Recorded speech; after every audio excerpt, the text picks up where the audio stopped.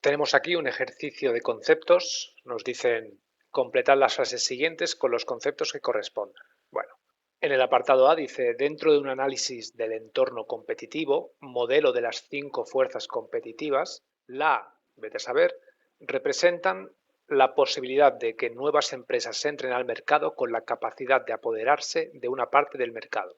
Para esta fuerza competitiva es importante a la hora de entrar en un sector saber si hay barreras de entrada y salida. Ya que estamos, pues os iré poniendo aquí los conceptos que sean pertinentes en cada apartado y su contexto. Nos dicen que forma parte del modelo de las 5 fuerzas competitivas. Recordemos, teníamos el grado de rivalidad existente entre los competidores actuales, amenaza de entrada de nuevos competidores, amenaza de productos sustitutivos, poder negociador de los proveedores y poder negociador de los clientes. En este caso, estamos hablando de la amenaza de entradas de nuevos competidores, que si recordamos bien, la amenaza de entradas de nuevos competidores viene a ser que, bueno, cuantas más empresas haya en un sector, más competencia habrá. Estamos leyendo aquí, ¿eh? Esta competencia hará que la rentabilidad baje al obligarlas a ser más competitivas, bajando precios a costa del beneficio o aumentando costes tratando de aumentar la cuota de mercado. Ya sabes, por marketing o por calidad. La entrada de nuevos competidores va a depender de las barreras de entrada y de la reacción de las ya instaladas. Y así quedaría. En el apartado B nos dicen pues vete a saber, será cuando una empresa compra parte del capital social de otra empresa con la intención de dominarla, ya sea de una manera total o parcial. Ninguna de las empresas pierde personalidad jurídica.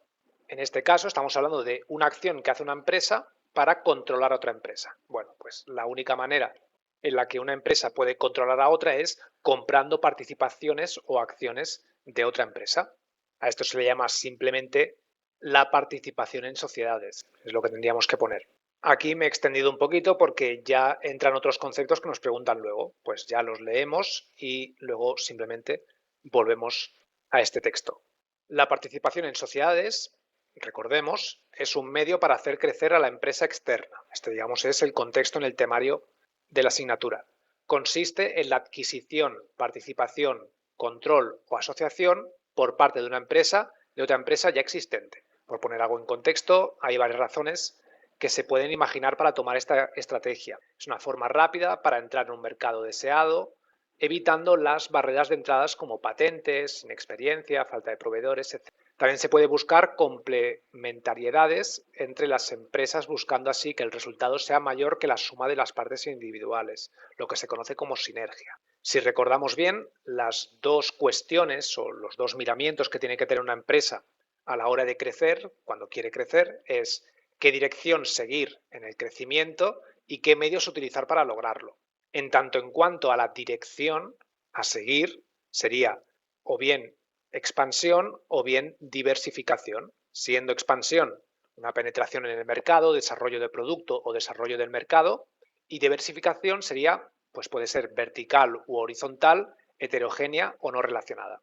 En tanto en cuanto a los medios a utilizar para lograrlo, pueden ser crecimiento interno o bien crecimiento externo. Crecimiento interno pues serían inversiones en factores productivos para aumentar la capacidad productiva, mientras que el crecimiento externo serían por adquisición, participación, control, asociación por parte de una empresa, de otra empresa ya existente, mediante, como ya hemos visto, comprando participaciones en sociedades. Dentro de esta vía, la empresa puede optar por la integración o la cooperación. En la integración, o también se puede llamar concentración, tenemos la fusión, la absorción, el holding, el trust o el clúster.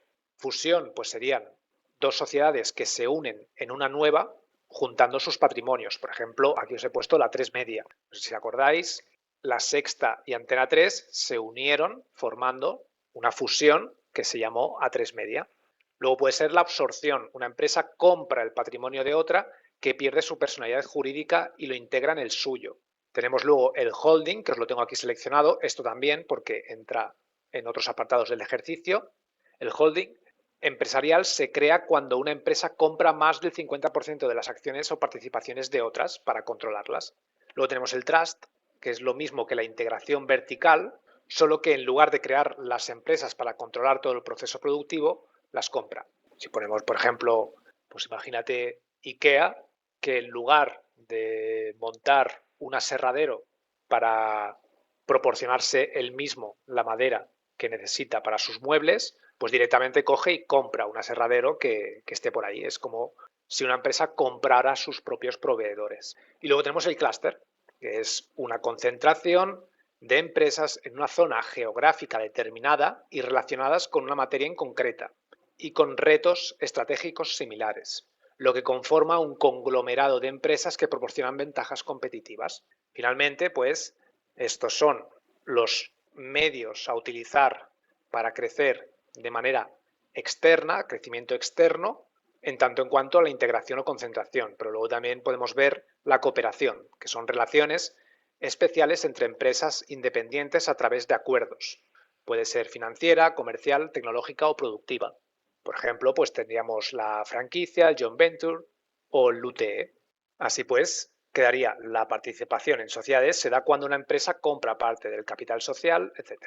En el apartado C nos dicen, pues vete a saber, es una compañía que controla la actividad de otras mediante la adquisición de todas o de una parte significativa de las acciones. El término se utiliza igualmente para designar el conglomerado formado de esta manera. Solamente tiene un orden directivo. Pues nos debería sonar ya. Estamos hablando del holding. En el apartado D nos dicen el espacio consiste en la ampliación de la capacidad y del volumen de operaciones mediante la adquisición, la participación o el control de otras empresas. También lo hemos mencionado, esto sería el crecimiento externo. El apartado E nos dice el análisis del entorno económico, de la capacidad estratégica de la empresa y de los objetivos del empresario forman parte de la espacio. Es la primera fase del proceso de dirección estratégica y se lleva a cabo antes de definir una estrategia y de comenzar a trazar la dirección. Pues bien, en este caso estamos hablando del análisis estratégico. El análisis del entorno económico, de la capacidad estratégica de la empresa y de los objetos del empresario forman parte del análisis estratégico. Si os fijáis, he puesto directamente ese apartado porque es su propia definición. Es la primera fase del proceso de dirección estratégica y se lleva a cabo antes de definir una estrategia y de comenzar a trazar la dirección. Por ponerlo en contexto, la dirección estratégica tiene tres fases diferentes que son el análisis estratégico, elección estratégica e implantación de la estrategia. Y en el apartado F nos dicen, una empresa emplea una estrategia de internacionalización de tipo espacio cuando descentraliza su organización en cada país donde opera. Es decir, cuando la empresa da una respuesta diferente dependiendo del país donde está ubicada cada filial, según sus necesidades locales. En este caso hablamos de multidoméstica. El apartado quedaría, una empresa emplea una estrategia de internalización del tipo multidoméstica cuando descentraliza su organización en cada país donde opera, es decir, etc. Por ponerlo en contexto nuevamente, la internacionalización es la apertura a los mercados internacionales. Cuando las empresas se internacionalizan, pueden optar por diferentes estrategias. Por un lado vemos la que hacía referencia al apartado, la multidoméstica, que se dedica a descentralizar por países. Luego tenemos la internacionalización global, que lo que hace es centralizar los recursos para todos los países. Y finalmente es la transaccional, que utiliza todas sus estrategias de producción y ventas sin tener en cuenta la filial que las propone. Y así quedaría el apartado 4.1 del ejercicio 4. Aquí no me voy a enrollar tanto. En el apartado 4.2 nos dicen que relacionemos cada concepto con cada explicación. Vamos a ir explicación a explicación y asignaremos su concepto. La primera explicación nos dice, supone la extensión de la relación económica hasta llegar a alcanzar un mercado global interdependiente. Bueno, pues si nos están hablando de alcanzar un mercado global interdependiente, que depende uno de otro, estamos hablando de la globalización. Siguiente dice, implica la apertura de la empresa en los mercados internacionales. Esta apertura de las empresas en los mercados internacionales se le llama internacionalización, el apartado G. La siguiente explicación dice, tiene relación con el objetivo global de la empresa de añadir valor a las diferentes áreas de la empresa. Es un marco de referencia para la toma de decisiones. Es global, implica todos los ámbitos de la empresa y tiene una dimensión temporal a largo plazo. En este caso estamos hablando del concepto A, estrategia corporativa. La siguiente explicación Persigue la estandarización de las políticas comerciales en mercados exteriores buscando economías de escala. De nuevo, estamos hablando de una estrategia que pueden tomar las empresas. En este caso, hablamos de una estrategia global. Sería el concepto H. Siguiente consiste en la unión de dos o más sociedades para crear una nueva. Si recuerdas, ya lo hemos mencionado, estamos hablando de la fusión pura. El concepto D. La siguiente explicación dice es una parte del análisis del entorno competitivo y forma parte del modelo de las 5 fuerzas competitivas. También lo hemos mencionado ya, la única fuerza competitiva que vemos entre estos conceptos es el grado de rivalidad de los competidores, el concepto C. Seguidamente, permite convertirse en el propio proveedor o cliente. También lo hemos mencionado previamente, estamos hablando de una estrategia de diversificación vertical. Y finalmente, este ya es el más fácil por descarte, pero bueno, puede aprovechar las economías de escala para alcanzar el éxito empresarial. Esta estrategia consiste en ganar clientes mediante unos precios de ventas más bajos.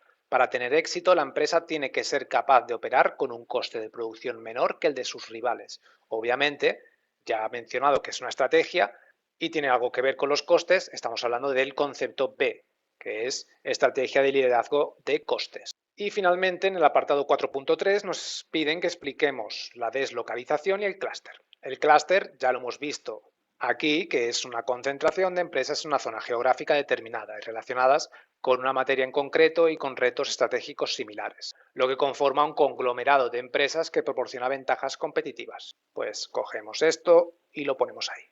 He explicado queda. Y luego la deslocalización. La deslocalización es el traslado de la actividad productiva desde los países industrializados a otros países en desarrollo, caracterizados por tener un nivel inferior de renta per cápita, de manera que la empresa puede abaratar costes en la mano de obra. Recuerda, la renta per cápita es el nivel de renta, de lo general de salario, que se percibe en un país por cada persona. Coges la fábrica, te la llevas a un sitio donde los salarios sean inferiores y de esta manera pues las empresas pueden abaratar costes en la mano de obra.